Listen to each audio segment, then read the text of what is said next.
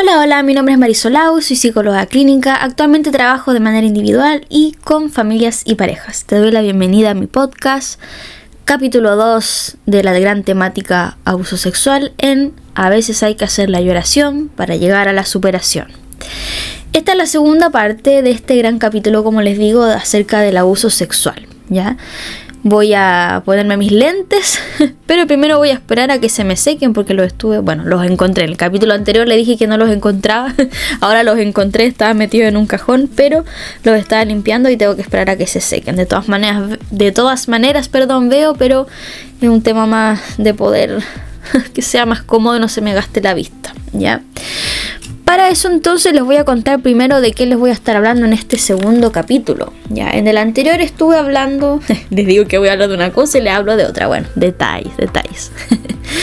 En el capítulo anterior les hablé acerca de la intervención psicosocial en adultos víctimas de abuso sexual en la infancia. Sí, estaba mirando hacia abajo porque tengo mis apuntes aquí en mi cuaderno y tengo mis apuntes allá en mi computador también. Bien, entonces de ese tema yo les estuve hablando en el capítulo anterior, pero en el capítulo de hoy les quiero hablar acerca de la terapia de reparación como tal y la superación del abuso sexual infantil. ¿Por qué un capítulo completamente dedicado a esto? Porque hay mucha información, más información de la que ya les conté en el capítulo anterior, donde pude hacer esa diferencia entre qué tipo de intervención se hace dependiendo de cómo llega la persona al espacio de la terapia como tal. Y dentro de ese capítulo yo les hablé acerca de que existía la intervención en crisis y también la terapia reparatoria. Entonces, ahora me voy a dedicar más a la terapia reparatoria y todo lo que va asociado a eso. Entonces, les voy a estar hablando de punto 1. Efectos del abuso sexual en niños y niñas adolescentes, ¿ya? ¿Por qué vamos a saber acerca de eso? Porque, no hablé específicamente de eso en el capítulo anterior, considerando que estábamos hablando de adultos, pero es importante entonces aprovechar este espacio para saber qué cosas puede pasarle a niños y niñas adolescentes en ese momento, ¿ya? Y si estamos hablando de que recibimos adultos, ¿qué fue lo que les pudo haber pasado en su momento cuando vivieron estas experiencias? Entender eso nos puede ayudar a, como digo, tener mayor entendimiento de todo lo que rodea a que un adulto vaya a terapia y empiece a contar sus cosas y sus experiencias negativas acerca de esto. Bien, vamos a hablar también acerca de repercusiones, ya ando, se me anda trabando la lengua, que hablé como 1 hora en el capítulo anterior y me decidí grabar todo ahora, así que detalles, saldrá como saldrá el capítulo. Actuación de terceros, ya, tanto sus consecuencias para bien como para mal, lo negativo y lo positivo como tal. Les voy a hablar acerca de las líneas de estudio, tanto empíricas como teórico-clínicos. ¿Por qué? Porque nuevamente, como habrán visto en otros capítulos, así como en el capítulo anterior, a mí me gusta hablarles acerca de dónde saco toda esta información, qué es lo que se sabe acerca de lo que se sabe, ¿ya? ¿Quién lo ha estudiado? ¿Dónde se ha estudiado? Y todo ese tipo de cosas, para que dejen de decir que uno anda inventando cosas, ¿ya? Sino que tenga su base teórica y le damos su seriedad y la potencia que corresponde, ¿ya? Entonces esas líneas de estudio también se las voy a contar.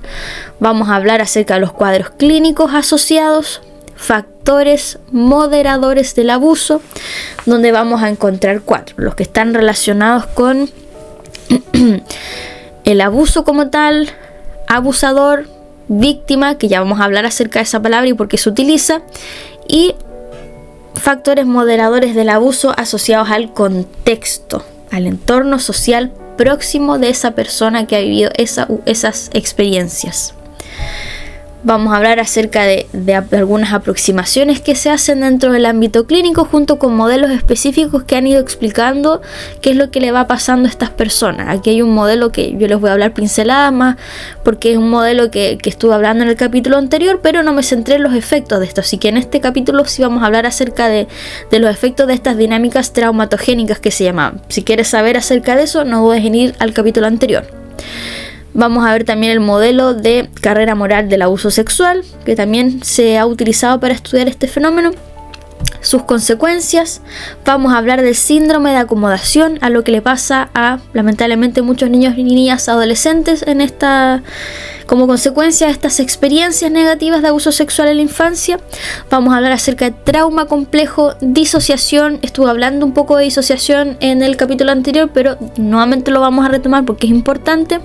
Vamos a hablar de qué trastornos disociativos hay, ya ligando un poco disociación con trastorno disociativo.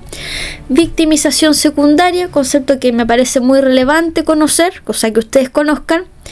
Y vamos a hablar de lo más potentes. ¿Nos podemos o no nos podemos recuperar de un abuso sexual infantil?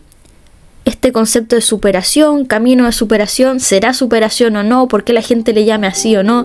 Si para mí no tiene ese nombre, ¿está bien o está mal? Ya vamos a ir revisando qué reflexiones hay en torno a eso. Así como distintos enfoques o enfoques clásicos para generar un proceso de reparación. ¿Es la palabra reparación o no? ¿Quién dice que alguien tiene que reparar o no? ¿Qué pasa en la terapia de reparación? ¿Qué debiesen esperar ustedes dentro de un espacio de terapia donde se les dice que va a haber terapia de reparación? Y mucho más. Dicho esto, entonces, parece que se secaron mis lentes. No, les queda una gotita, pero me los voy a poner igual porque ya se me está cansando la vista. Ya estuve mirando mucho y entre que ando con alergia se me caen un poquito los mocos de repente. Sí, sin filtro aquí en este podcast. Entonces prefiero cuidar mi visión, ¿ya? Entonces, mi mouse no estaba funcionando, ahora sí. Dicho esto de lo que vamos a estar conversando, vamos a partir con los efectos del abuso sexual en niños y niñas y adolescentes. Ustedes van a ver que yo varias veces, por no decir que casi todo el video, voy a estar mirando hacia allá porque ya tengo mi pantalla con mis apuntes, así como hacia abajo que tengo mi cuaderno, ¿ya? Tal como les dije en el video anterior, este capítulo no va a ser tanto como de mirarme a mí, sino que va a ser más de que ustedes vayan escuchando. Se supone que para eso es un podcast, para escuchar y no necesariamente mirar, pero bueno, lo digo de todas formas porque hay mucha información y voy a estar mirando casi todo el tiempo la pantalla, ¿bien? Más que mirándolo a ustedes a la cámara. Entonces, efectos. Señor, qué rabia. Bueno, ¿qué hay que saber antes de hablar acerca de los efectos? Tal como les hablé en el capítulo anterior, las consecuencias del abuso van a depender de múltiples factores. Vamos a tener que va a depender del impacto del abuso en sí. Ya el impacto, o sea, me refiero, no al impacto, ahora sí me enchufo. Va a depender de la actuación de terceros, ¿ya? ¿Qué pasa con esos terceros? En el sentido de que la actuación de terceros, o sea, la acción que puedan hacer otras personas, ¿ya? Puede amortiguar, como dice ahí, los efectos del abuso en la medida en que creen en la revelación y actúan hacia la protección. O sea, si hay una persona, un niño y adolescente que vive una experiencia o múltiples experiencias de abuso sexual infantil, va a ser positivo si es que quienes están presentes acogen, validan, protegen, ¿ya? Eso va a probablemente disminuir el impacto negativo a nivel emocional, psicológico, traumático de ese niño y adolescente versus si es que ocurre lo contrario. O sea, se va a agravar el impacto como tal de la experiencia, el cómo se vaya asimilando, si es que la reacción es contraria, es decir, en la medida que vayan descalificando esta revelación de la información, si es que se empiezan a aliar con la persona o las personas que generaron esta vulneración de derechos, si es que inducen directa o indirectamente a que la persona desmienta, o sea, que diga que esto es mentira, por ejemplo, que oculte esta información, ¿ya? Entonces, por otra parte, pueden ejercer otras formas de maltrato cuyas consecuencias se entrelazan con los efectos del abuso. O sea, no necesitamos, de hecho ojalá que no ocurriera, lamentablemente ocurre, pero no necesitamos personas que, aparte de desvalidar y minimizar, además violenten a estos niños y niñas y adolescentes por haber vivido esta experiencia de la que no eran para nada responsables, ¿ya? Ya me enojé. Yo creo que es imposible que a uno no le remuevan cosas, pero bueno, este es mi espacio, así que si yo me enojo me voy a enojar contra la gente que le hace daño a los niños. Eso sí que no, nada de hacerle daño a otros. Pero bueno, continuamos. Y respecto a estos efectos del abuso sexual infantil, yo les decía que les iba a hablar acerca de líneas de estudio, ¿ya? De saber qué es lo que se sabe acerca de eso. Respecto a estos efectos, ha habido dos tipos de lineamientos. Un lineamiento tiene que ver con las investigaciones empíricas, es decir, que estudian los síntomas y las reacciones observables y medibles. Y en segundo lugar vamos a tener las conceptualizaciones teóricas o clínicas. ¿A qué se refiere con eso? Se refiere a el estudio, ¿cierto?, de las dinámicas subyacentes a los síntomas. Y bueno, vamos a empezar con estos estudios empíricos, ¿ya? Los principales hallazgos. Tenemos que el abuso sexual está asociado a una gama de efectos extremadamente amplios y diversos. O sea, con esto, nuevamente, igual como les decía el capítulo anterior, podemos tener un grupo de personas que tengan cierto tipo de consecuencias asociadas a esta experiencia, estas experiencias que no necesariamente van a ser las mismas para otro tipo de grupos de personas. Y entonces es importante que entiendan que está esa diversidad, que una no es más válida que la otra, ¿ya? Punto importante, para que después no empiecen a juzgar. Los síntomas que aparecen en mayor proporción son aquellos asociados al estrés postraumático y a las conductas sexualizadas. Respecto a lo de las conductas sexualizadas, nuevamente recordar lo que yo mencioné en el capítulo anterior y también he mencionado en otro tipo de capítulos del podcast o del canal de YouTube en general, que nuevamente el concepto de sexualidad es más amplio que netamente la genitalidad y las relaciones sexuales. El concepto de sexualidad abarca afectos, orientación sexual, identidad de género, genitalidad, placer, deseo, fantasía, etc. Una serie de elementos. Y todas las personas somos seres sexuales, ya todos tenemos sexualidad, que nuevamente no significa erotización, no significa relaciones sexuales ni nada, ya, sino el concepto completo. Somos seres que estamos empapados en esa temática, ya son elementos que nos van traspasando, ya. Y es importante saber que como seres humanos nacemos y morimos en algún momento, ¿cierto? Y vamos pasando por cierto tipo de etapas del ciclo vital. Por ejemplo, la infancia, estamos en la etapa escolar, preescolar, adolescencia, adultez joven y así, ¿ya? Y acorde a cada etapa en la que nos encontremos, debiésemos vivenciar cierto tipo de cosas. Más que debiésemos, que sí o sí tiene que pasar, esa clasificación o entender que hay distintas etapas nos sirve para saber qué es lo que no debería pasar en una etapa en específico. Por ejemplo, no va a ser normal que vivamos experiencias que podemos tener a los 30, a los 40 años, a los 5, a los 10 años, por ejemplo. ¿Ya? Va a haber, por ejemplo, en las primeras etapas del desarrollo un interés quizás en conocer nuestro cuerpo, entender cómo está compuesto, por ejemplo, pero no debiese haber erotización, no debiese haber interés por relaciones sexuales, etc. Esos son ejemplos acotados, ¿ya? Si quieres más información acerca de eso, te invito a que puedas revisar los manuales acerca de educación sexual integral, para que tampoco empiecen a mentir respecto a qué contenido se les van a enseñar a los niños en los colegios, porque ese es otro tema que me estresa bastante y que hay que informarse, educarse antes de andar emitiendo opiniones, ¿ya? Entonces, que quede eso claro. Ya, por eso le hablaba de conductas sexualizadas, es decir, que van a ser conductas que no debiesen tener niños en ciertas etapas del ciclo vital, ¿ya? Vamos a tener que un 30% de los niños que han sufrido abuso son asintomáticos. O sea, si bien yo les comentaba que va a haber un desarrollo muchas veces de una patología, consecuencias fisiológicas, de síntomas, palabra que ponemos nosotros, posterior a este tipo de experiencias, es verdad que hay un porcentaje de la población que ha vivido estas experiencias que no desarrolla síntomas, ¿ya? Es importante. Ahora, teniendo esta información, nuevamente con altura de mira, con respeto, para que no sea una conclusión absurda de decir, es que como a ti te pasó eso y entonces no tienes síntomas, no es importante. No, sino que nos importa, es necesario para saberlo, ¿cierto? Para entender, pero no usar esa información en contra de nadie, ¿ya? Vamos a tener que se concluye en toda esta literatura respecto a los estudios empíricos que se han hecho que el abuso sexual no da por resultado un síndrome unitario, característico u homogéneo, es decir, la palabra diversidad nuevamente. Vamos a tener, por mucho que hayan experiencias que sean similares, podemos tener todo tipo de respuestas y todas esas respuestas van a ser válidas, ¿bien?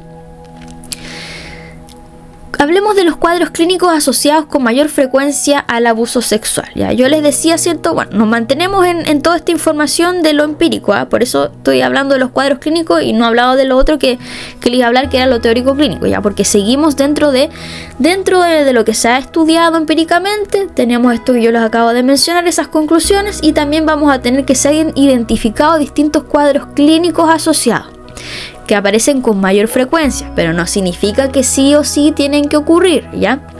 Y ahí vamos a tener trastorno por estrés postraumático, trastorno de personalidad limítrofe, trastornos de la alimentación, depresión y riesgo suicida, cuadros ansiosos, alteración de la esfera sexual, ejemplo, disfunciones sexuales específicas, abuso de sustancias.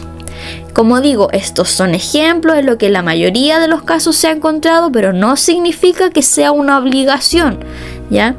No significa que, por ejemplo, la gente que no ha vivido experiencias de abuso no pueden desarrollar estos cuadros clínicos. No, sino que aquí estamos viendo para estos casos, esto es lo que ha tendido a verse. Porque podemos tener personas con estrés postraumático posterior a un accidente automovilístico y quizás no hay ningún tema de abuso ahí, ¿ya? Como para que no se vayan a confundir en ese aspecto. Y vamos a tener entonces efectos moderadores del impacto, o sea, efectos que van a influir en que se modere, que no sea tan potente, o al contrario, que los puede intensificar, ¿ya? Y ahí yo les decía que íbamos a ver esos cuatro, el que tiene que ver con correspondiente al abuso, abusador, a la persona que ha sufrido esto, que teóricamente se le llama víctima. Ya nuevamente con ese concepto que lo vamos a revisar, no significa que yo esté avalando que se diga así, no significa que si tú has vivido una experiencia de ese tipo tengas que llamarte de esa forma, ni obligar a nadie que se llame de esa forma, no, eso es un concepto que vamos a problematizar, pero lo digo porque así en la literatura aparece, ¿ya? Y en cuarto lugar, factores asociados al entorno social próximo. Entonces, ¿qué vamos a tener ahí? Respecto a los factores asociados al abuso, ¿qué tan negativos van a ser los efectos? Va a depender respecto a la severidad, es decir, vamos a tener la frecuencia, qué tan seguido ha ocurrido, el grado de intrusión, las maniobras coercitivas implicadas, victimización. Esos 3 puntos van a ser súper importantes, la severidad, ¿ya?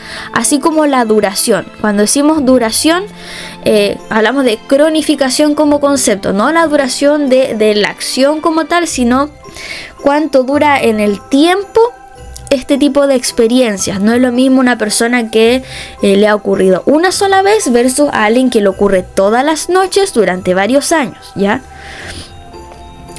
Pero como digo, importante saber que hay personas que pueden tener una sola experiencia versus alguien que lo ha vivido todas las noches por muchos años y aún así tener consecuencias distintas. Pueden ser una de ellas más o menos grave o con más o menos deterioro para la persona. Lo digo y lo aclaro para que no piensen que uno tiene más derecho que el otro, ¿ya? Importante aclarar. Voy a hacer harta declaración así aquí porque no quiero que la gente saque cosas fuera de contexto y después invente cosas, ¿ya? Que nos falta gente así. Después tenemos dentro de estos factores moderadores, qué es lo que pasa con la persona que transgrede estos límites, que vulnera los derechos de estos niños y adolescentes. Y aquí va a estar sus factores asociados, como por ejemplo el grado de cercanía afectiva que va a tener con el niño y adolescente, junto con la edad de quien abusa. Ya, aquí 2 cosas importantes. Ya, el grado de cercanía. No es lo mismo que sea una persona desconocida que va en la calle versus un familiar, ¿ya?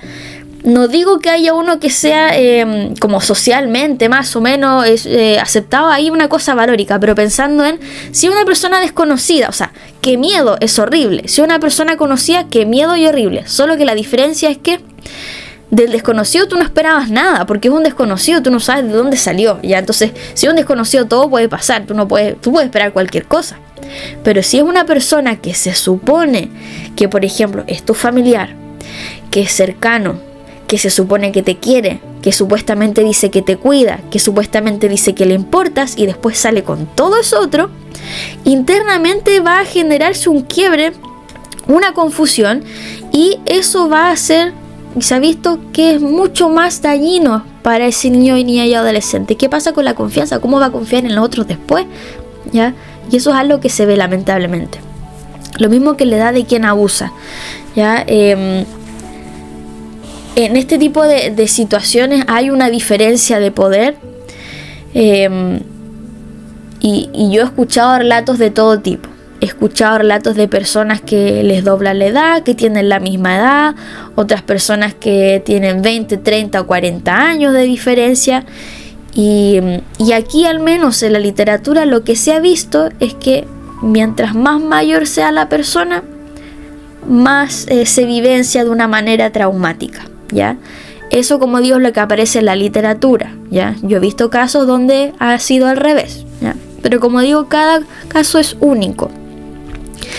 Vamos a tener los factores asociados a la persona, que aquí en la literatura llaman víctima, que va a depender de la edad y de la posibilidad de reconocerse como víctima. Aquí 2 puntos. El primero es la edad, porque yo les decía en el video anterior que se ha visto que a más temprana edad estamos expuestos a situaciones de estrés, a estresores, más probable que desarrollemos mayor vulnerabilidad a cierto tipo de deterioro de salud mental. ¿Ya? Entonces, si esto ocurrió a temprana edad, donde nos estamos formando, donde debiésemos recibir un cierto cuidado, es más probable que sea y tenga un efecto, un impacto negativo a largo plazo, ¿ya?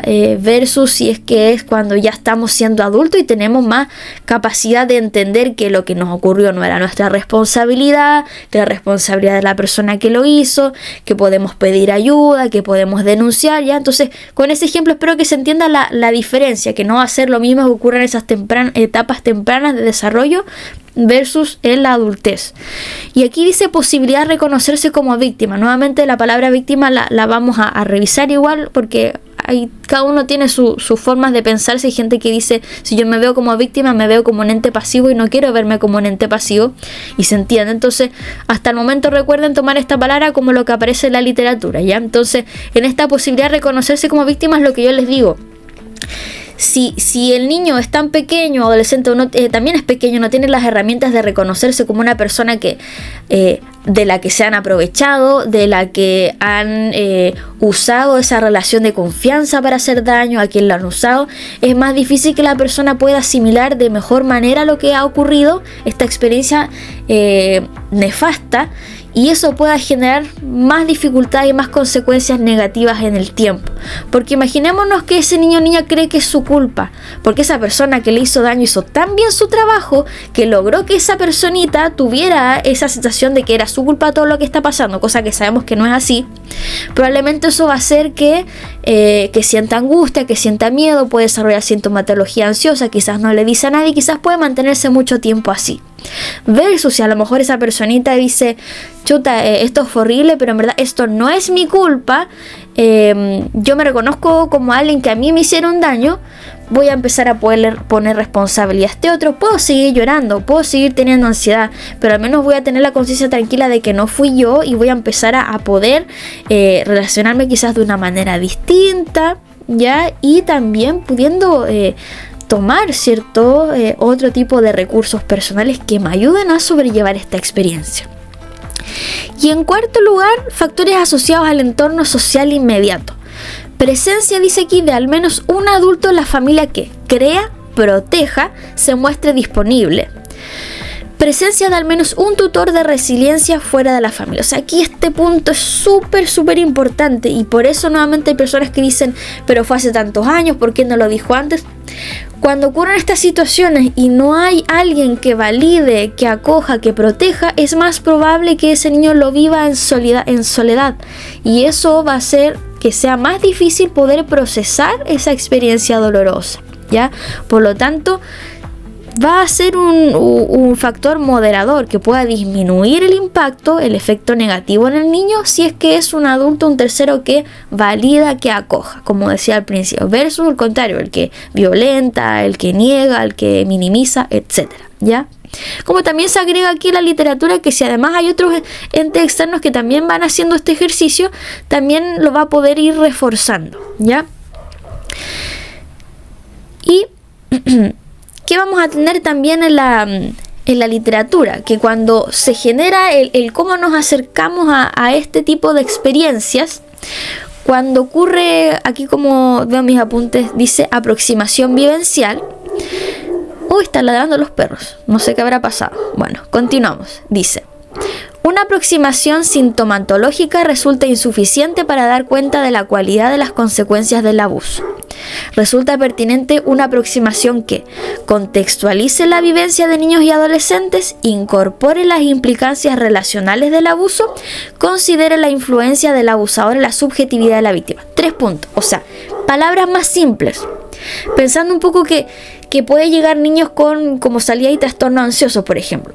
Si se abordan los síntomas del trastorno ansioso, eso no va a quitar que el niño asimile toda esa experiencia, porque no se van a estar abordando esos temas. Versus sí, la manera que tenemos de aproximarnos como profesionales, como familiares, como entorno seguro, es contextualizando esta vivencia, o sea, entendiendo dónde fue que ocurrió, en el contexto en que este era un niño o niña y adolescente que no tenía por qué tener las herramientas para poder defenderse de eso, que se entienda el aspecto relacional, que esto se desarrolló en una relación, en un vínculo, donde una persona con diferencia de poder que se aprovechó de la vulnerabilidad de ese niño, niña y adolescente y aprovechó eso para hacerle daño, ¿ya? O sea, otorgarle la responsabilidad a la persona que corresponde, que dentro del vínculo el niño, niña y adolescente no era la persona encargada de protegerse ni de cuidar ese vínculo, sino que el adulto que estaba ahí y que fue quien transgredió esos límites personales, ¿ya? Entonces, pasemos a los modelos conceptuales, ¿ya? Aquí vamos a tener 2 modelos. El primero es el que yo les hablé en el capítulo anterior, que se llamaba Modelo de Dinámicas Traumatogénicas del Abuso Sexual Infantil, que es de Finkelhor, y aquí agregué otro autor que es Brown. Desconozco si se pronuncia así. ¿Ya? Y vamos a tener después el modelo de Jorge Barudi, que se llama Carrera Moral del Abuso Sexual Infantil. ¿Por qué les voy a hablar acerca de estos 2 modelos? Porque es importante. Quizás tú, como persona que ha vivido esta experiencia o que tiene un familiar o un conocido que lamentablemente vivió esta experiencia, va a decir que mi chica me sirve a mí saber estas cosas. No tengo respuesta para eso. ¿Ya? Bueno, sí, un poco. Saber quizás como que conocimiento debiese en teoría manejar la persona que reciba a esta persona que va a apoyar, ¿ya? Pero quizás esto va más orientado a colegas míos que también me escuchan de repente, que sepan que existen estos modelos y que hay un sustento de cómo hacer las cosas detrás, que no es que llegar y uno yo intervengo lo que se me ocurre, no, sino que hay una cosa en específico, ¿ya? Entonces, yo les había hablado acerca de este modelo en el capítulo anterior, ya en el que se hablaba acerca de que habían 4 dinámicas relacionales, o sea, en el vínculo, que generaban trauma, ¿ya? Y ahí teníamos la sexualización traumática, la traición, la impotencia, la estigmatización. Esos 4 puntos. Pueden ver en el capítulo anterior, ahí ustedes en la cajita de descripción van a ver en qué minutos tengo descrito todas esas cosas, ¿ya? Pero me interesa que ustedes sepan los efectos, ya, los efectos que tiene la sexualización traumática, la traición, la impotencia y todo eso, ya, para hacer su unidad también nuevamente, porque muchas veces llegan adultos con estas experiencias que no han sido abordadas antes, ya. Entonces, antes de pasar a esos efectos como tal, contarles que este modelo del que yo les estuve hablando nos sirve para esto. Yo qué les voy a decir, favorece la identificación de focos de intervención con el niño, con los terceros, o sea, nos sirve como mapa de ruta, de saber qué áreas son las que tenemos que evaluar y cuáles son las que tenemos que intervenir como tal, ¿ya? También brinda un marco comprensivo para entender y articular los hallazgos aislados de diversos síntomas reportados por las investigaciones. ¿Qué pasa con esos síntomas asociados? ¿Qué puede ser? Y así vayamos descifrando todas esas cosas, ¿ya? Y destaca que si bien el daño traumático principal proviene del abuso mismo y por ende del abusador, los terceros, es decir, la familia, instituciones y sociedad en conjunto, contribuyen a la traumatización en la niña o el niño adolescente. O sea, lo que ayuda a este modelo, como digo, no solamente de mapa de ruta, sino también permite empezar a hablar acerca de qué otro tipo de personas involucradas, y ahí estamos nosotros como profesionales, están las instituciones y todo eso, pensando que muchas veces estos temas se ven muy aislados, como que es solamente la persona y él o la abusadora, ¿ya? Sino que obviamente son esas personas las que se encargaron de generar ese delito, por supuesto, nadie lo pone en duda, pero también hay todo un conjunto en torno a los niños y adolescentes que sí tenemos la responsabilidad de poder evitar continuar generando vulneraciones, ¿ya? y en el mejor de los casos contribuir positivamente al proceso personal de la persona para que esto no tenga un impacto tan negativo y potente en su vida, ¿bien? Entonces, de acuerdo a estas cuatro dinámicas traumatogénicas, ya que generan trauma, vamos a tener que en el caso de la sexualización traumática, donde se alude, por ejemplo, a una erotización precoz, como esto que yo le decía, que hay ciertas cosas que no debiesen ocurrir en ciertas etapas del desarrollo. Vamos a tener también una distorsión de la sexualidad, que en algunos casos, siendo adulto, puede desarrollarse algún tipo de disfunción sexual como tal, en términos relacionales. Vamos a ver que tiene distintos efectos, como por ejemplo, conciencia elevada respecto de temas sexuales a una edad en que no tendría por qué ser así, internalización de normas y estándares sexuales confusos y distorsionados, asociaciones negativas respecto a la actividad sexual, ya generalmente asociado a memorias, recuerdos que tienden a ser desagradables, ya como estos flashbacks que yo les comentaba en la sesión anterior, iba a decir en el capítulo anterior. Confusión relativa a la propia identidad sexual. En algunos casos, esta dualidad como de aceptar o no aceptar, hay deseo o no hay deseo, qué pasa con la orientación sexual también, será que por esta experiencia me gustará cierto tipo de cosas y no otras, pero en verdad no correspondía que yo haya incursionado de esa forma, porque no fue incursionar y menos con las consecuencias que tuvo, ¿ya?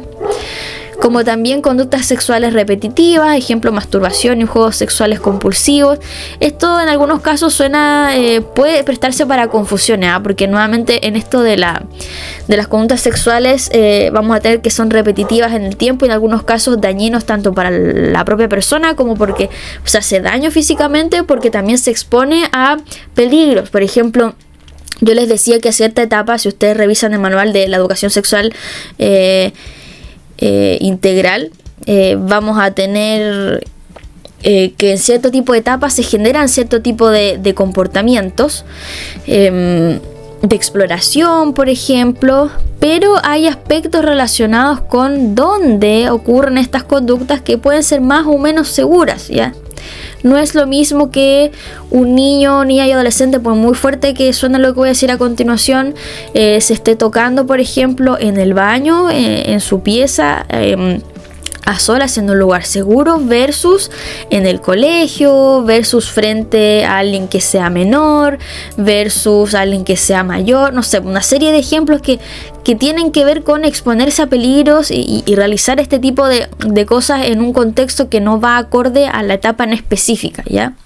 Vamos a tener intereses y conocimiento de temas sexuales inapropiados para la edad, erotización de las relaciones en general, promiscuidad o prostitución, inhibición sexual o rechazo, disfunciones sexuales en la adultez. Traición. Hice una pausa para tomar cafecito y cambiar la batería. En la traición nos vamos a encontrar como dinámica traumatogénica, una dinámica a través de la cual el niño o la niña descubre que la persona que debía cuidarlo y protegerlo le está produciendo un daño. Esta dinámica puede ser generada por el abusador o por los terceros.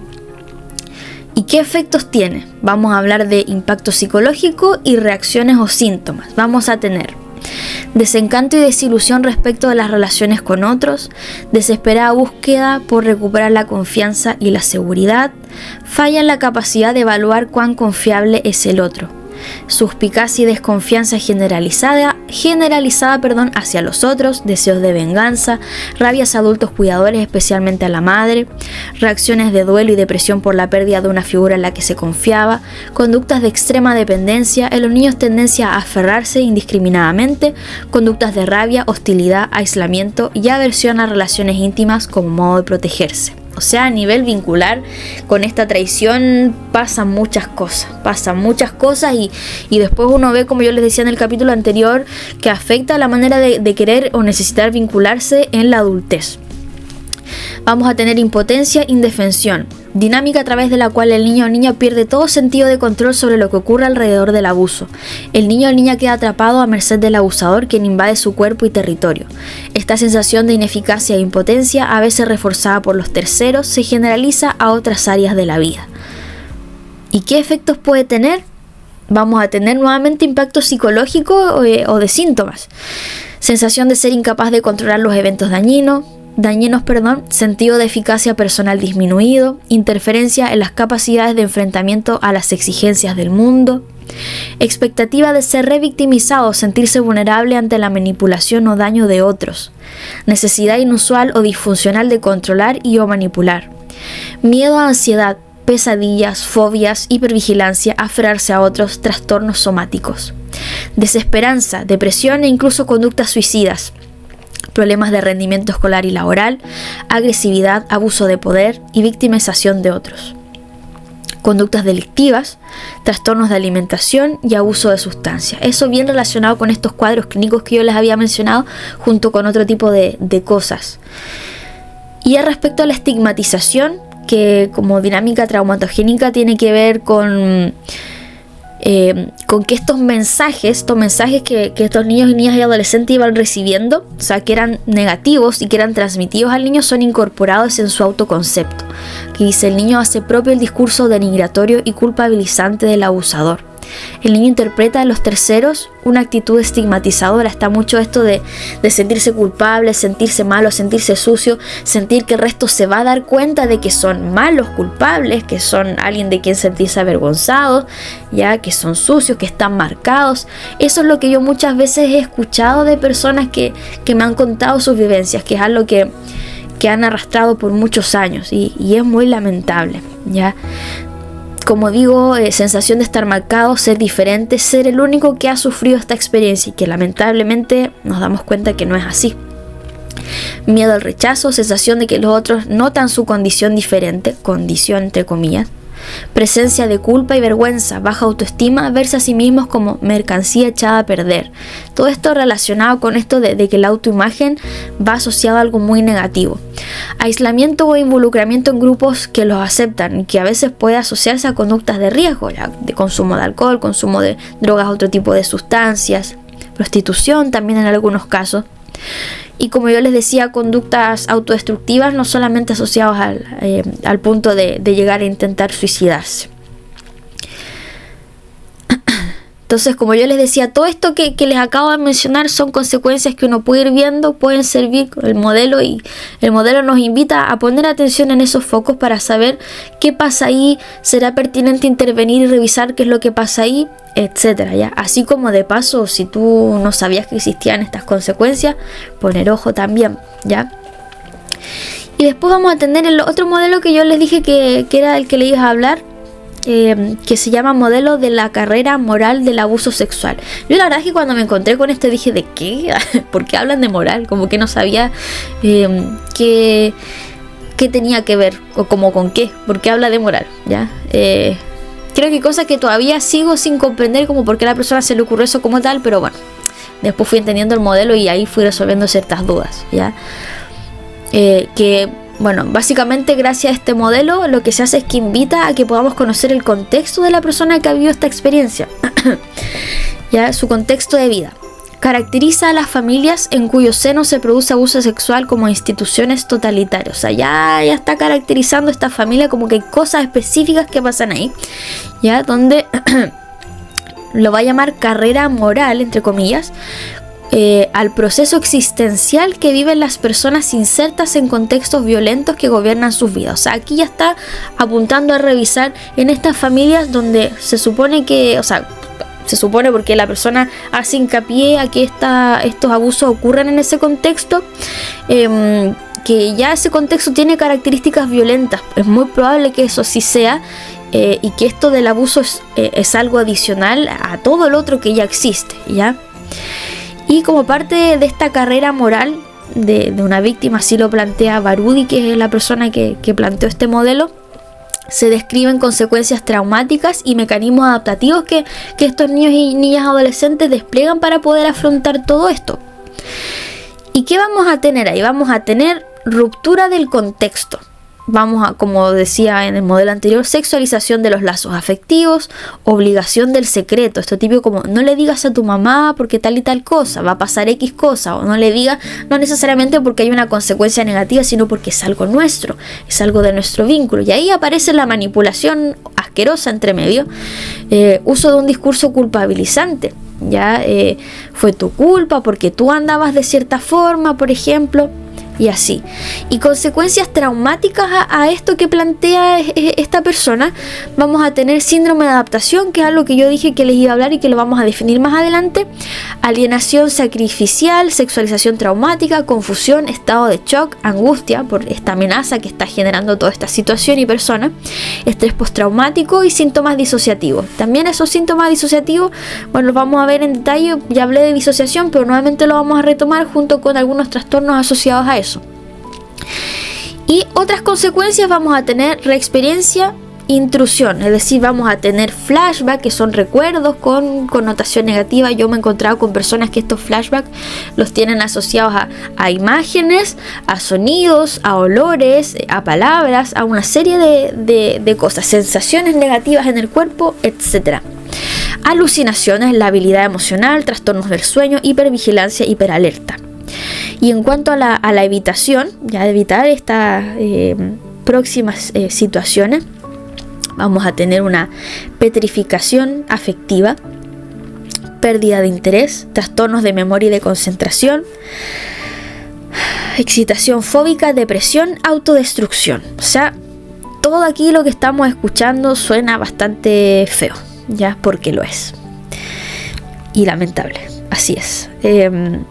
Y bueno, síndrome de acomodación, porque yo le dije que le iba a explicar eso, como para que entendamos qué es lo que pasa, porque la gente, que la gente habla cada estupidez, y como cuando dicen, está manipulando, es como, señora, este niño, este bebé, lo único que quiere es autorregularse y por eso está llorando, como que creo que un ejemplo similar va a servir saber qué es lo que es el síndrome de acomodación, para que dejen de hablar estupidez, ya me enojé ya.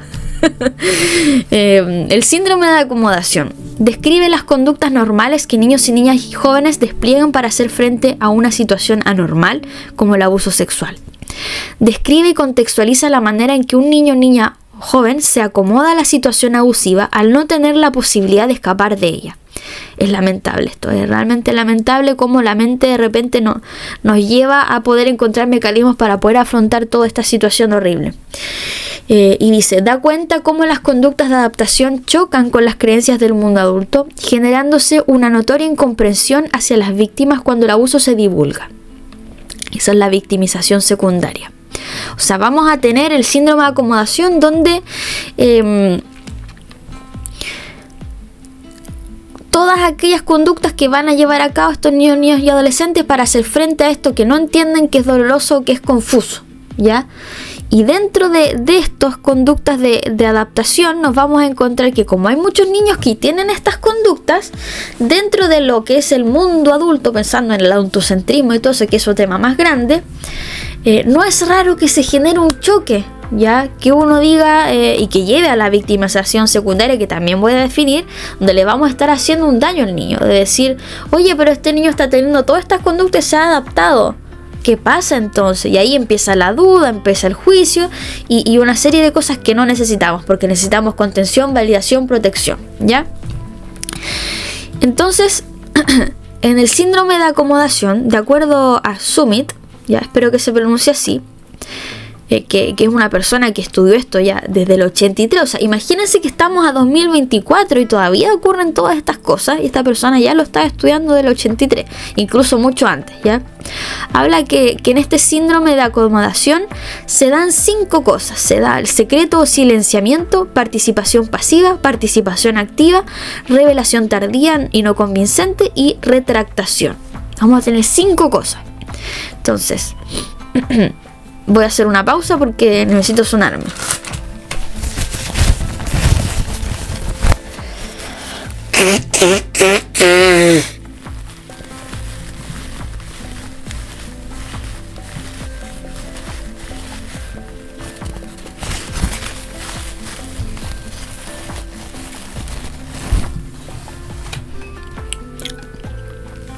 Volví y tomo café. Bien, no voy a detallar tanto estos puntos que les acabo de mencionar, porque los voy a invitar a que ustedes mismos puedan averiguar más. Entonces ustedes agarran de este autor Summit con 2M y ahí van a poder revisar en detalle cada una de estas cosas, porque ya me parece extremadamente específico. Ay. Y prefiero mencionarles a grandes rasgos de qué forma nos ha podido ayudar este modelo, ya, porque yo les hablé del modelo anterior que nos ayudaba a cosas específicas, y ¿qué es lo que hace? Aporta en que describe y analiza el proceso abusivo y sus consecuencias, incorporando una perspectiva ecológica del problema. Revela la dimensión ética del abuso y la responsabilidad de los terceros en su detección, interrupción y reparación. Y en tercer lugar, sitúa el impacto traumático del abuso como un proceso complejo, inserto en una dinámica doble vinculante, en el sentido de ay, si yo te quiero, te cuido, pero te hago este daño. O sea, eso es lo doble vinculante. Si no fuera, para que no sea doble vinculante, tendría que ser coherente todo el tiempo. Si yo te quiero y te cuido, no te voy a hacer daño ni cosas que hagan que yo deje de cuidarte y de quererte, ¿ya? ¿Se entiende? Espero que quede claro eso, ¿ya? Y el discurso del abusador como elemento distorsionador de la realidad. O sea, aquí claramente va la responsabilidad a quien le corresponde, y que el discurso que tiende a transmitir esta persona o estas personas que han hecho este daño, que se han aprovechado de este doble forma de vincular, ya va a impactar negativamente en este niño, niña y adolescente. O sea, esto es lo que nos ofrece este modelo, que como digo, quizás no hay información que a ti como persona que lamentablemente lo ha vivido, o persona que conoce a alguien que lamentablemente lo ha vivido, le pueda servir, pero me interesa que lo sepas, ¿ya? O si algún colega escuchando o algunos de mis ex estudiantes lo está escuchando, que sepa que existe eso y que puede dar pie para después seguir investigando más, como también saber de qué cosas tenemos que centrar nuestra atención a la hora de empezar a abordar este tipo de intervenciones. Trauma complejo. ¿Por qué vamos a hablar acerca de trauma complejo? Porque valga la redundancia, más complejo que el trauma normal. No, mentira, broma, chiste fome. En el capítulo anterior yo les hablé acerca de a qué nos referíamos con el concepto de trauma, cuando lo utilizábamos. Entonces ahí nos enfocábamos harto en este corte, el antes y el después, posterior a un corte en nuestra narrativa, debido a esta experiencia traumática, valga la redundancia. Y vamos a hablar de trauma complejo, bueno, porque es importante saber que existe este concepto. También hay hartos lugares donde ofrecen formación acerca de trauma complejo, diplomados, cursos cortos como tal, y bueno, siempre es bueno seguir informándose y mantenerse actualizada. Entonces se los dejo para que puedan, si son colegas, seguir averiguando acerca de eso, pero para saber que si tú no sabes que existía esto, saber que si es que hay algo que tú has vivido y que voy a mencionar aquí, que tiene un nombre, ¿ya? Y que saber que eso tiene un nombre permite muchas veces, bueno, validar la experiencia acerca de esto, y también darse cuenta que así como tiene nombre, hay personas que están formadas en esto y pueden trabajar contigo para evitar que este trauma complejo genere un impacto tan negativo en tu vida, ¿ya? Entonces, para entender a qué nos referimos con eso, vamos a estar hablando de la experiencia que resulta de vivir desde edades tempranas eventos traumáticos adversos que se caracterizan por ser, en primer lugar, múltiples, es decir, simultáneos o secuenciales; en segundo lugar, crónicos o prolongados; y en su mayoría, o sea, en tercer lugar, en su mayoría, de naturaleza interpersonal. O sea, hay un aspecto vincular ahí, ¿ya? Ejemplo, el abuso sexual, maltrato físico, negligencia, violencia comunitaria, etc., ¿ya? Hay un autor que es Van der Kolk, así separado, no todo junto, que habla harto acerca de trauma complejo, por si quieren echarle una miradita. Y también este autor, que igual no me acuerdo qué otro tipo de temas ha tocado, pero más de uno, el nombre de Daniel Siegel se escribe, ¿ya? También ha hablado harto acerca de este trauma complejo, y que ya ha hablado, este último habla, no estoy segura si son procesos neuropsicológicos como tal, pero abarca temáticas relacionadas con el cerebro y el impacto del trauma en el cerebro como tal. Entonces, pues, se los digo así como dato extra, que puede ser interesante que lo revisen si es que les llama la atención, y sobre todo a la gente que le interesa más el tema de la neuropsicología, ¿ya? Y también es importante conocer disociación, que yo les había hablado acerca de eso, el concepto en el capítulo anterior. Pero aquí en estos apuntes tengo más información, que no está de más que se las diga ahora para que no tengan que ir a buscarlo al capítulo anterior, que es disociación, que corresponde a romper la asociación de una cosa con otra, separar una información de la conciencia, implica aislar memorias y afectos de los estados normales de conciencia, implica una alteración de la identidad o sentido del sí mismo.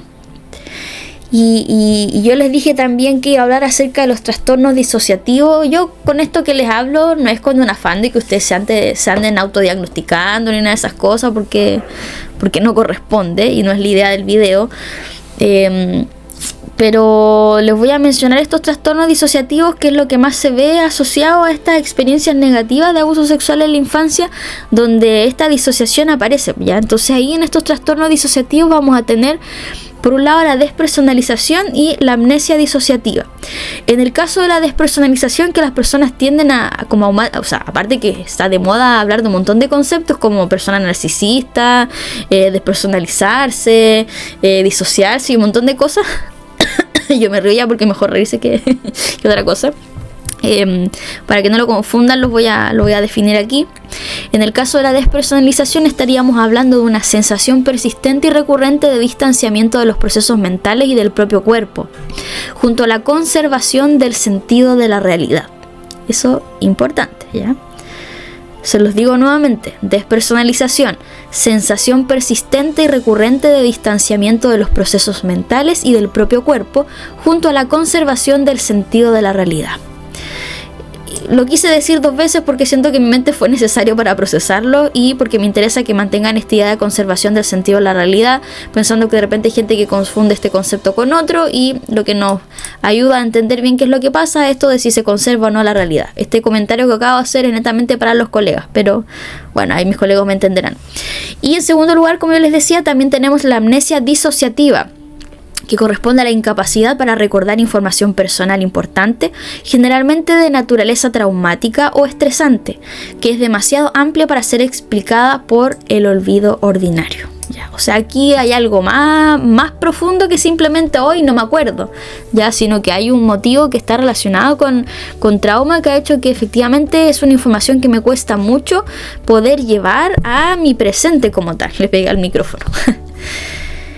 Y como yo les decía en el capítulo anterior, la disociación es un mecanismo que las personas despliegan en cierto tipo de situaciones cuando hay alto impacto emocional, porque es la herramienta que tienen en el momento. No es que una persona dice, ya voy a disociarme, no, sino que aparece nomás, ya. Que lo ideal sería poder primero no vivir esas cosas que tienen un alto impacto emocional para ti, que tenga o que te lleva a que tú generes ese mecanismo de afrontamiento, pero también sería positivo tener otro tipo de mecanismo de afrontamiento que no implique eso, ya. Pero a veces es lo que hay nomás, no se nos da más, no tenemos más herramientas como tal. Y muchas veces tiene algún tipo de uso, nos sirve, porque aquí yo anoté que permite escapar de lo inescapable y por ende opera como mecanismo adaptativo, solo que a la larga es dañino. Constituye una respuesta defensiva frente a una realidad abrumadora. Es demasiado para nuestro cerebro y tenemos que tratar de procesarlo de alguna forma. Más que un refugio, es la posibilidad de supervivencia. Se trata de una estrategia creativa para defenderse del horror. Y me parece también relevante, como en mis apuntes hice esa como una flechita, como de cómo ligar esto de la disociación a lo que le pasa a los niños y niñas adolescentes. Y ahí aparecen varias cosas. Todo me parece horroroso, desde ya lo comento. Que tienden a ser, aquí lo noté como adaptaciones disociativas. Y está la automatización de la conducta, es decir, déficit en enjuiciar, planificar y organizar una conducta orientada a metas. 2. Contención de las memorias y sentimientos traumáticos fuera de la experiencia consciente. Eso tiene un nombre teórico que se llama compartimentalización, palabra que me costó pronunciar.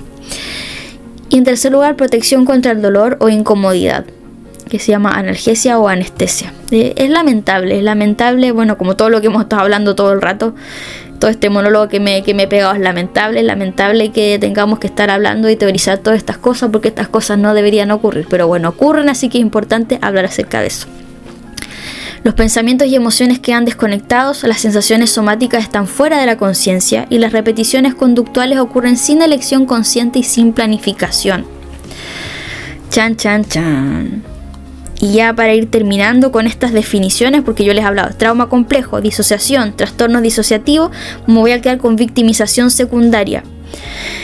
¿A qué nos referimos con ese? ¿Ya? Porque es un concepto que igual utilizamos harto entre colegas, ¿ya? Como digo, quizás tú estás escuchando eso y no es algo que te importa, no tengo idea, pero yo te lo quiero contar igual para que sepas cuál es la definición. Y vamos a hablar acerca de victimización secundaria, cuando la persona que ha vivido estas experiencias revive la sensación de abandono, abuso y maltrato que originalmente sintió a propósito del abuso sexual sufrido, esta vez a causa del actuar de un agente comunitario que lo humilla, culpabiliza o no acoge su petición de ayuda. Y aquí importante esta definición para evitar caer en eso. Como si tú vas a acoger personas que han vivido esta experiencia, evitar caer en esto, evitar llevar a cabo este tipo de prácticas porque no ayudan y le hacen más daño a la persona que ha vivido todas estas experiencias. Y ya para ir cerrando, lo más importante, ¿se supera o no se supera? ¿Qué hacemos? ¿Ya? Y aquí vamos a hablar acerca de esta idea como ¿se supera o no se supera? ¿Es esa la palabra o no que hay que usar? Vamos a tener nuevamente la literatura, para que no digan, no, es que la Marisol lo inventó. No, yo no lo inventé. Qué bueno que no lo haya inventado, porque yo nací hace poco tiempo y si lo inventaron harto, o sea, antes, mejor todavía, más tiempo para poder reparar estas cosas que han hecho estas personas que han dañado a otras personas.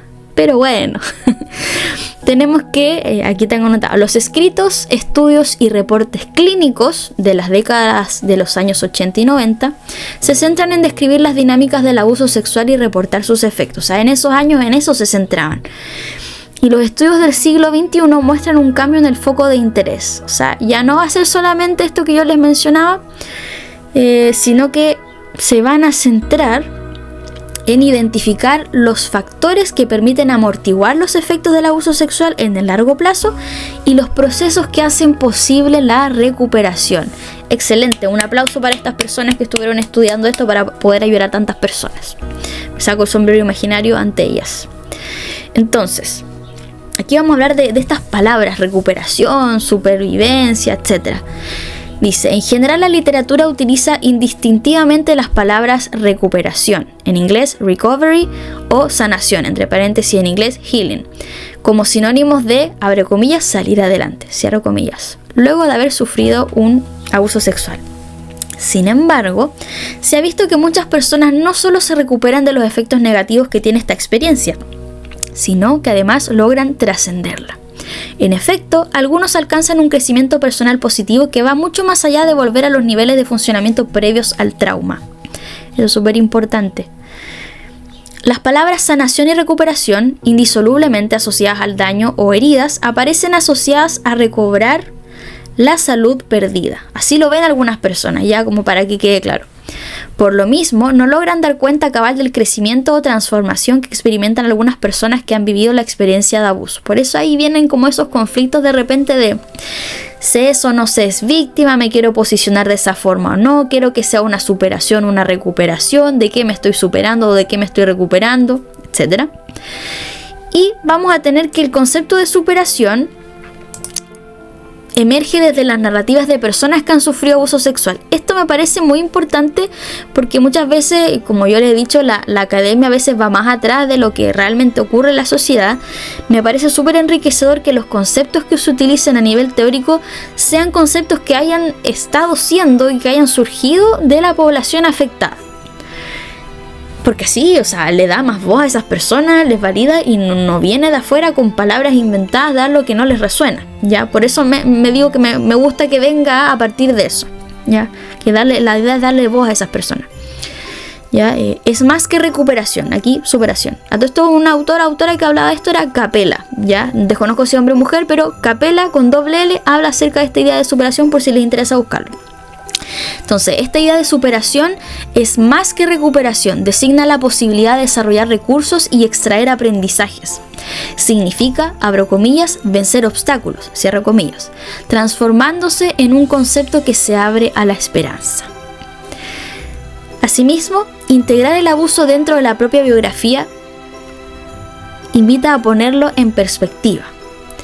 Reconocer el abuso como un hecho de la vida propia, pero no como la vida misma. que el abuso se transforma en un hecho que ocurrió, pero que no tiene por qué determinar la vida por completo. A mí esto me hace mucho sentido, ya lo que las personas dentro del espacio de la terapia me han dicho, cuando dicen quiero superarme, quiero sanarme. Ahí, por ejemplo, yo dije sanarme, una palabra que no he usado dentro de ninguno de los dos capítulos, pero que son palabras que las personas dentro de la psicoterapia individual me dicen, quiero sanarme. Y dentro de su idea de sanarme hay aspectos similares a este concepto de la superación, que tiene que ver con reconstruir su historia de vida, entendiendo que esta experiencia es algo que los y las marcó mucho, pero que no va a definir sus nuevas formas de vincularse con otras personas, que no va a definir qué tipo de caminos en la vida o tomas de decisiones van a ir tomando como tal, valga la redundancia, ¿ya? Entonces ahí vemos que para las personas pueden tener distintos tipos de nombre, así como también está esto de superación. Hay personas que hablan acerca de camino, el camino de la superación, y aquí este término designa el camino, valga la redundancia, que recorren algunos sobrevivientes. Esa es otra palabra, ¿ya? Sobrevivientes también una palabra que se utiliza harto. Hay gente que dice yo prefiero decir víctima, hay personas que dicen yo prefiero decir sobreviviente. Yo creo que como profesionales no somos nadie para imponerle una definición específica a lo que la persona considera que es posterior a esta experiencia, ¿ya? Pero sí es bueno saber que existen distintos tipos de palabras en caso de que la persona quisiera decir yo no sé qué nombre ponerme, y a lo mejor nunca nadie le dijo que se tenía que poner un nombre, pero siente que para poder estar mejor le serviría ponerse un nombre, ¿ya? Y ahí uno le puede decir, mira, yo lo que he visto es que hay personas que les gusta la palabra sobreviviente, hay personas que les gusta la palabra víctima, hay personas que en algunos procesos de todo este proceso psicoterapéutico inicialmente le gusta la idea de víctima porque fueron manipulados, fueron utilizados, y eso como manera inicial, pero posterior a todo este procesar les gusta llamarse sobrevivientes, ¿ya? Que fueron víctimas en su momento, que se consideraron pasivos o pasivas porque no tenían por dónde no ser de esa forma, por ejemplo, pero ya a partir de que movilizan sus recursos, que van a terapia y todo, van transitando a otro concepto. Entonces sirve ahí, como digo, para ir poniéndole nombre y ofrecerle como una posibilidad de nombre si es que la persona lo siente necesario, lo consulta y algo por el estilo. No vamos a andar, como dije, imponiendo formas de llamarse por posterior a situación y experiencias de este tipo, ¿ya? Entonces, como decía aquí, que este camino de superación designa el camino que recorren algunos sobrevivientes, describiendo su andar como el paulatino avance hacia una mejor vida. La superación es un proceso y no un resultado, ¿ya? Eso yo lo encontré bien familiar con lo que muchas personas me dicen.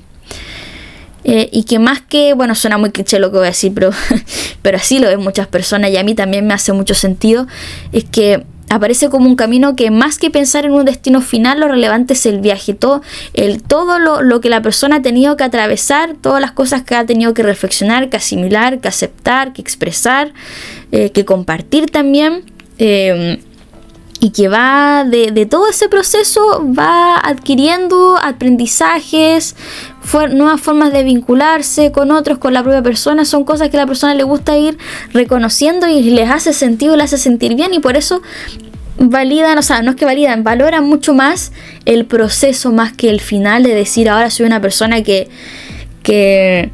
claro, soy feliz o estoy en un mejor estado de bienestar porque esta experiencia ya no me ha marcado, no me marca en mi día a día, pero prefiero quedarme o realzar todo lo que ha sido este proceso porque me llena mucho más, ¿ya? Y eso es algo totalmente personal.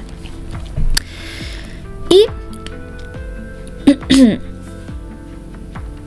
para ir cerrando en este camino de superación, o llamémoslo como queramos llamarlo, a nivel teórico se ha planteado un enfoque clásico de etapas, ¿ya? Un enfoque clásico de cómo es que las personas tienden a llevar este proceso, este camino.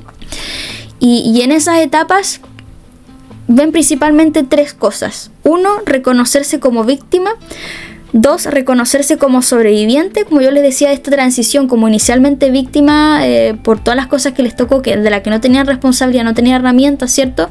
Después pasar a reconocerse como sobreviviente, número 2, porque ya empiezan a tener un rol más activo, empiezan a asimilar todas las cosas. Y en tercer lugar, celebrar la vida, ¿ya? Es bien bonito así como suena.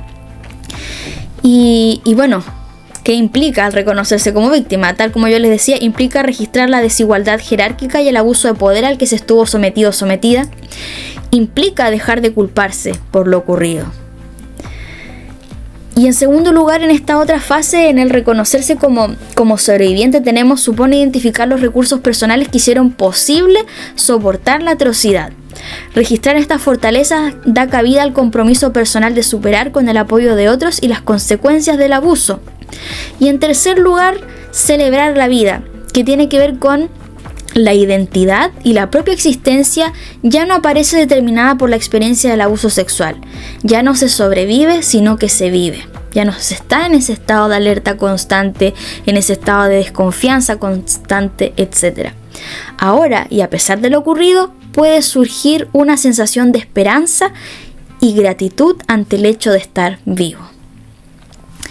Modelos como este modelo clásico que yo les decía que tenía 3 fases principales, ponen el foco en la evolución de la identidad a lo largo del proceso de superación. Entre paréntesis, tránsito desde identidad que gira en torno al abuso hacia identidad integrada que refleja riqueza del sí mismo. Suena bien amigable y bien bonito eso, desde mi punto de vista.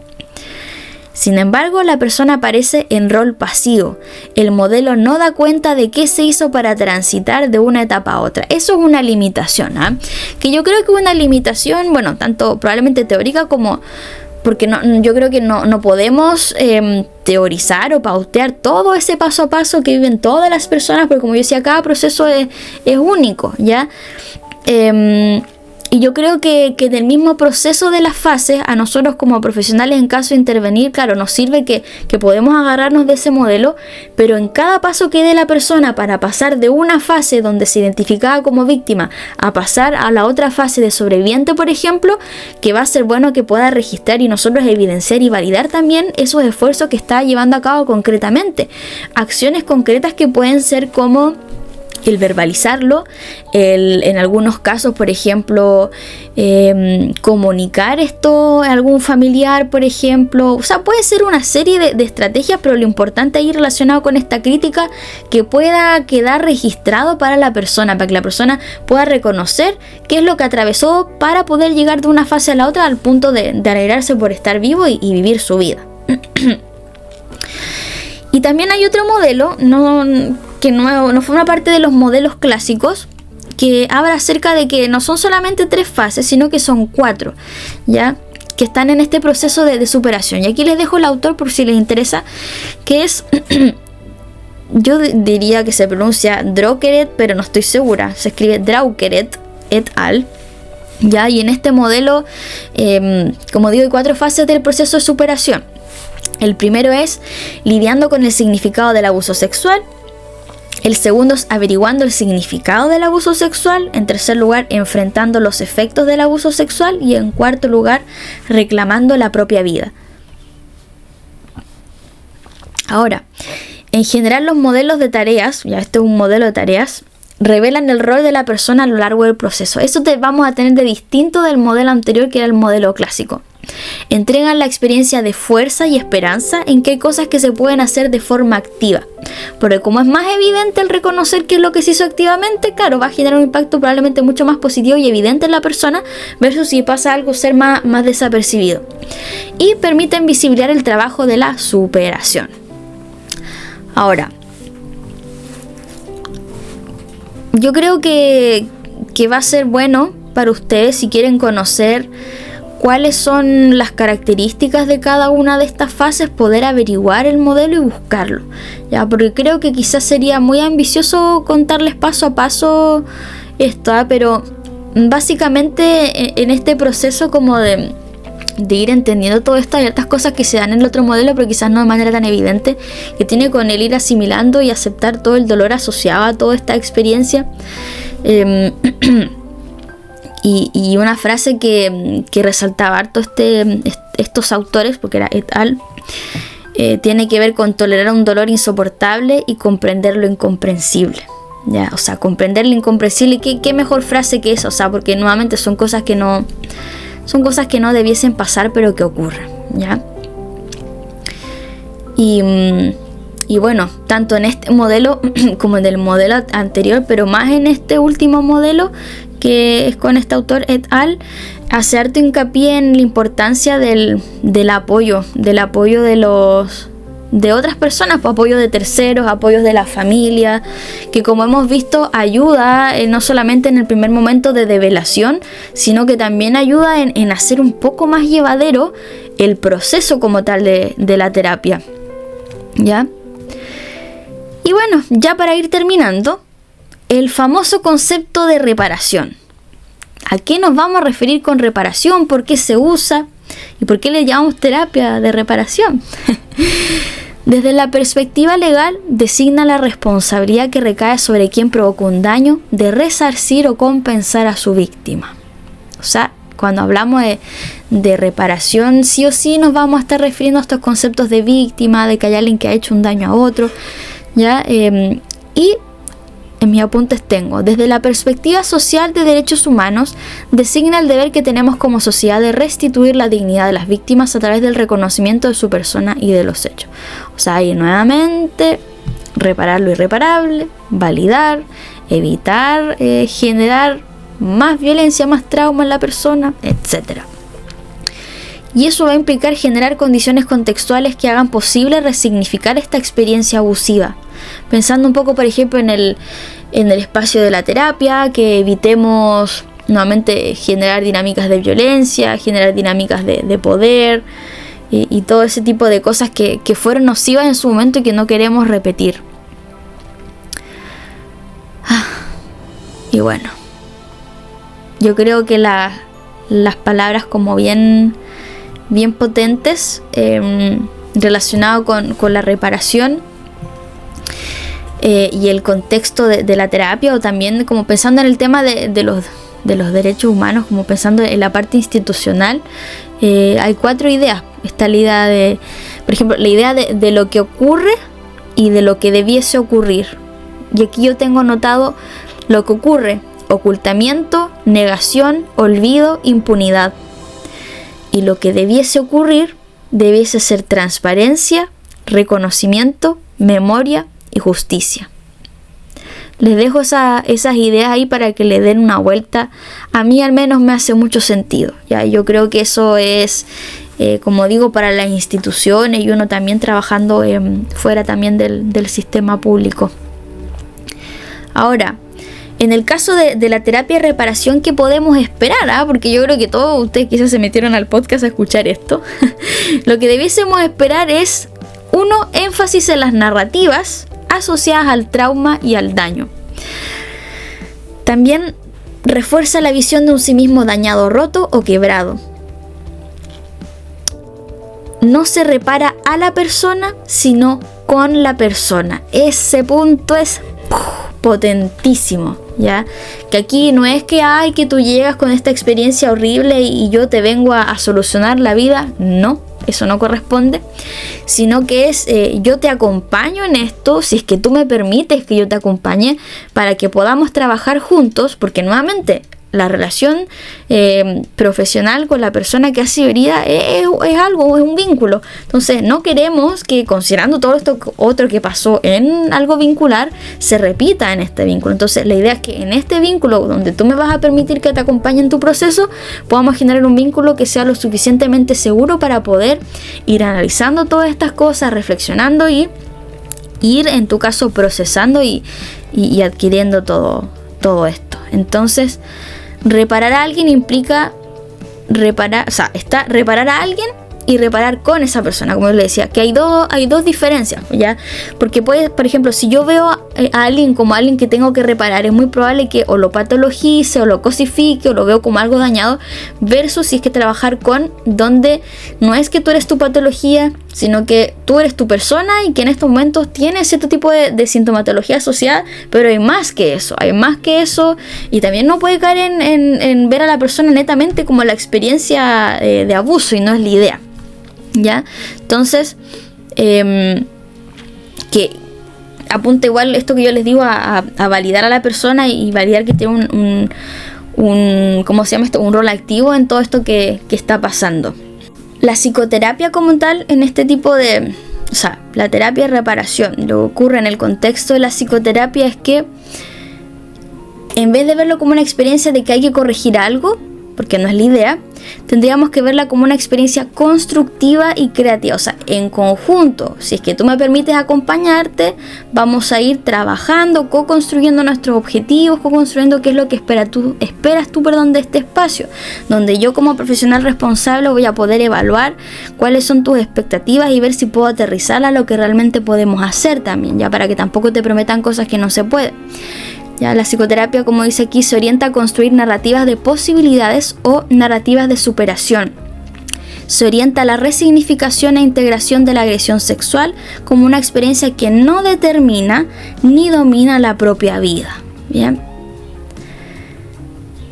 Ahora, ¿qué debiésemos esperar también en esta relación que yo les digo que es súper importante? Debiésemos esperar que se genere un espacio de confianza donde la persona pueda expresar aquello que siente que le ha ocurrido, que le afecta, que necesita, donde se genere un diálogo relacional, así lo llamamos nosotros entre colegas, ya que claramente se contrapone a lo que ocurría en estas situaciones de abuso, ya donde no había una consideración de las necesidades de la persona, niño o niña y adolescente en ese momento, y que la idea es no volver a repetir. Y ya para ir cerrando, en este proceso de terapia de reparación, en un espacio de psicoterapia, la persona, como digo, debe sentirse segura para poder abordar todo esto que ha vivido, como también explorar otras formas quizás de verse, ¿ya? De verse en otros ámbitos, de una manera mucho más positiva, ¿bien? Así que eso ha sido el capítulo de hoy. No sé cuánto tiempo estuve hablando, porque en el capítulo anterior hablé un montón. Espero que este video, no sé, es como que quedé con la sensación de que fue un popurrí de información. Ya siento que el video anterior estuvo como más tranquilo en la organización. No estoy segura, es mi percepción. Quizás porque tuve que apagar la cámara para cambiar la batería varias veces, no lo sé. Pero lo que me interesaba de este capítulo era, bueno, hablar acerca de más en profundidad de las consecuencias que hay de los efectos que genera esto en los niños, niñas y adolescentes, que son cosas que, como yo les decía, trabajando con adultos uno ve que se han mantenido en el tiempo, en algunos casos más evidentes que en otros, como pensando en sintomatología más a flor de piel, por decirlo de cierta forma, para generar conciencia también respecto a la importancia de poder abordar estos temas independientes si no se hizo en la infancia o la adolescencia, hacerlo en la adultez. ¿Qué es lo que pasa también en el proceso de la psicoterapia? Que igual creo que fue bastante breve, pero espero que responda a dudas. Que también puedan entender colegas u otras personas que si se va a abordar una temática en específico, como el abuso sexual, trabajando con adultos o en su momento con niños y niñas y adolescentes, no se trabaja cualquier cosa en el aire. O sea, se ha teorizado, se tiene un sustento teórico, un marco teórico desde el cual uno se mueve para saber qué áreas importantes de la persona hay que abarcar, cómo abarcarlo, y también entender por qué se abarca de esa forma, por qué se va a abarcar, qué es lo que pasa a nivel vincular, por ejemplo. ¿Por qué? O sea, quizás no voy a responder todas las preguntas, pero si yo no hubiera escuchado este podcast, quizás no entendería, si hubiera vivido una experiencia así, quizás no entendería por qué me está preguntando la persona por qué vínculos tengo actualmente, si yo le estoy hablando que quiero reparar esto que me ha pasado antes. Y claro, entender que es importante que ese profesional sepa qué es lo que pasa con los vínculos actuales, para saber también de ese espacio relacional, de ese espacio vincular que fue dañado en su momento, qué tanto de eso también se ve a día de hoy en mi realidad actual, qué tanto se ve con los vínculos que tengo en el presente y qué pasa también con esos vínculos que he decidido no mantener, ¿ya? Entonces creo que también sirve por ese lado, como que ustedes como personas naturales que quizás no se dedican a esto entiendan por qué de repente hacemos cierto tipo de preguntas, ¿ya? Yo creo que en algunos casos uno no tiende a explicar mucho. A mí me gusta al menos explicarle a la gente por qué le hago X pregunta cuando identifico que a lo mejor puede ser una pregunta muy sensible o que quizás requiere cierto contexto, pero porque a mí me gusta trabajar así, porque yo soy bien preguntona. Entonces, si yo estoy con algún profesional, me gusta saber por qué me está preguntando X cosa, ¿ya? Entonces tiendo a asumir que la persona igual necesita eso. Hasta el momento no he tenido mala recepción, al contrario, les gusta que les explique para entender la importancia de eso, porque también después se van a sus casas reflexionando sobre ciertas cosas. Entonces creo que de cierta manera igual si tú o no has vivido esto o no te dedicas a esto, igual te puede servir de alguna manera, ¿ya? Por último, de conocimiento general, ¿ya? Y por último me voy a agarrar de esta palabra de sobreviviente para hacerles una recomendación, ¿ya? Antes de irme al tercer capítulo. Me pegué en la cara.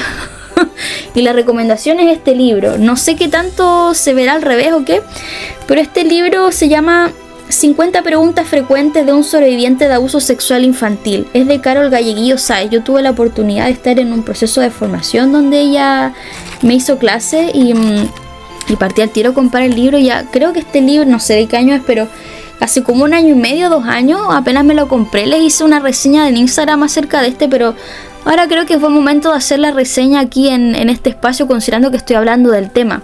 Ya, en el tercer capítulo les voy a hablar acerca de qué es lo que puede pasar a nivel de intervención, a nivel familiar, que es sumamente importante. Puede ser que repita algunas cosas de los efectos, pero es porque me importa que la gente que vea ese video, quizás que van a ser familias, puedan tener elementos como para tener ojos si es que su hijo o hija adolescente empieza con algún tipo de reacción específico posterior a alguna situación rara que pudiese ser, ojalá que no, asociado a abuso. Y puede servir también que conozcan este libro, ¿ya? Este libro, como yo le digo, 50 preguntas frecuentes, abarca aspectos legales, abarca aspectos familiares, personales, de cómo poder apoyar a otra persona, qué consecuencias podemos ver, cómo es que se generan estas dinámicas de poder. Es un libro bien cortito, conciso, donde ustedes van a poder responder muchas preguntas que probablemente o la persona que ustedes conocen que lo ha vivido no va a saber responderlo o no va a querer responderlo, o si ustedes también lo han vivido quizás tampoco le han puesto palabras como tal, y en ese sentido este libro les puede ayudar. Yo he tenido buena recepción recomendando este libro. Yo cuando lo leí en su momento me hizo mucho sentido, lo encontré extremadamente útil y por lo mismo se los recomiendo. Y lo otro, que está en un lenguaje fácil de comprender. De por sí sabemos que la temática es bien impactante y por lo tanto me he encontrado con personas que tienen que leerlo o que lo han tenido que leer de a poco, y está bien. Lo importante es darse los tiempos para poder irlo leyendo con calma. Pero como digo, buenos resultados en cuanto a resolver dudas importantes, como por ejemplo algo que voy a estar abarcando en el tercer capítulo de este como gran capítulo del podcast, es como relacionado a muchos mitos que hay acerca de estas experiencias. Mitos en relación a mitos que tienen, preocupaciones que tienen los papás de repente. Si mi hijo o hija, niña o niña adolescente, ha vivido una experiencia de abuso, múltiples experiencias de abuso, le va a pasar X cosa más adelante, se va a comportar de X forma. Justo se me cortó el video porque como he estado grabando con una sola tarjeta de memoria, se me llenó, pues y ya estoy como 3 horas hablando aquí, así que estoy grabando con el celular. Y como les decía, he tenido buenos resultados al momento de recomendar este libro. Muchos papás que les ha servido para resolver dudas súper importantes asociadas a esta temática, que a veces no les da para preguntar sobre las personas que conocen que han tenido este tipo de experiencias. Así que nada, los dejo la invitación a que lo busquen. Yo lo compré por internet, desconozco en este momento dónde estará. Yo en su momento lo compré en Busca Libre, ¿ya?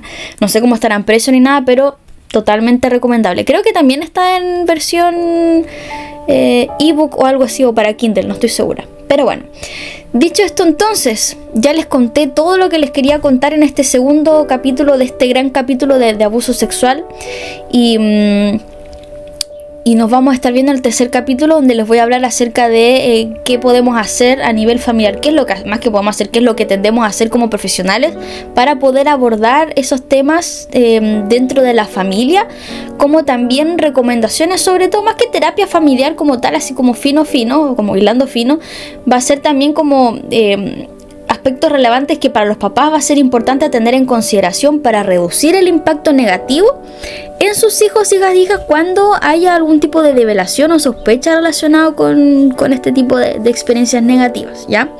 Así que, dicho esto entonces, yo me despido por este capítulo. Voy a terminar de tomar mi cafecito y veré si grabo el tercer capítulo de una, aprovechando la motivación. Dicho esto, nos vemos.